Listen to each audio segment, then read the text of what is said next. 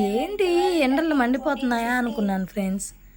ఇద్దో మా ఇంట్లో ఉండే ఫోన్ పిచ్చాడు, ఏందో చదువుకుంటున్నాడు ఈరోజు కొత్తగా. ఏంటో కనుక్కుందాం విషయం. హాయ్ రిక్కీ, ఏం చేస్తున్నావు నానా? ఏంటి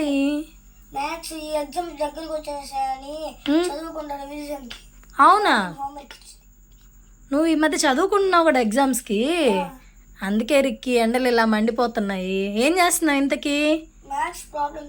మ్యాథ్స్ ప్రాబ్లమ్స్ చేస్తున్నావా? నువ్వే ఒక పెద్ద ప్రాబ్లం మాకు ఇంట్లో, నువ్వు మళ్ళీ ప్రాబ్లమ్స్. ఓకే, నేను ఒక చిన్న క్వశ్చన్ అడుగుతా మ్యాథ్స్లో, చెప్తావా?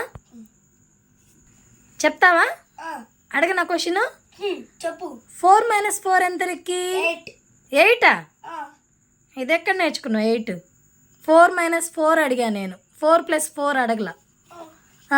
ఎంత? 8. సరే, నీకు అర్థమయ్యే భాషలో అడగనా? చెప్తావా?